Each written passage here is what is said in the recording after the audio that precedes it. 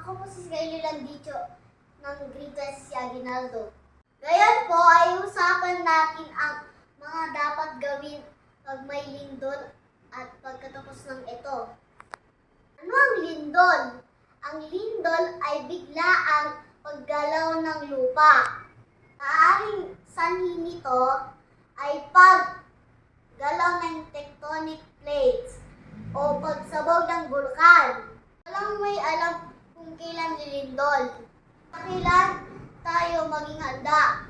Mga paghahanda para sa lindol. Masagawa at sumali sa mga earthquake drill. Siguraduhin matibay ang mga bahay at mga gusali. Itali o ikabit ang mga mabibigat na gamit sa dingding. Ilayo o itago sa ligtas na lugar ang mga basasaging chemical at mga bagay na madaling masunog. Maghanda ng emergency supply kit, naglalaman ng first aid kit, pagkain, tubig, kumot, at flashlight at iba pa. Pag-aralan kung paano gumamit ng fire extinguisher, first aid kit, at alamin kung saan ang emergency exit.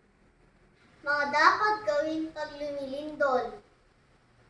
Una at pinaka-importante sa lahat, huwag magpanik. Kung nasa loob ka ng isang matibay na bahay o gusali, manatili sa loob at gawin at ang duct cover hole. Magtago sa ilalim ng mesa at humawak sa paa nito. Kung walang mesa, takpan ng kamay ang ulo at batok.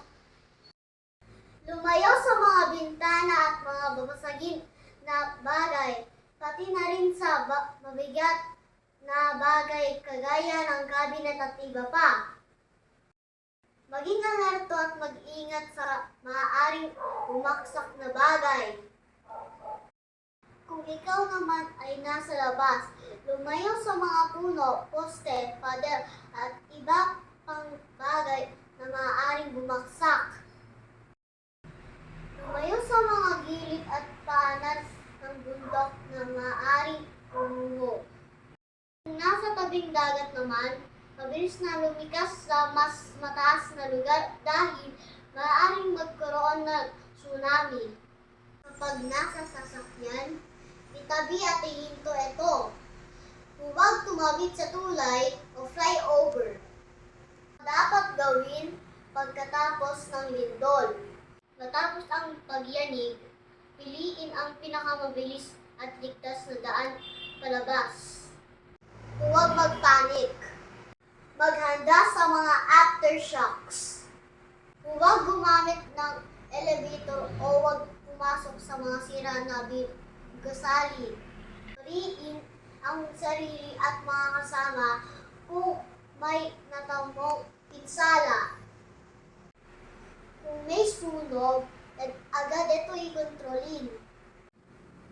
Mag-iwan ng mensahe kung kailangan umalis ng bahay. Dalhin ang emergency kit. Patuloy makinig sa mga announcement at babala gamit ang radyo.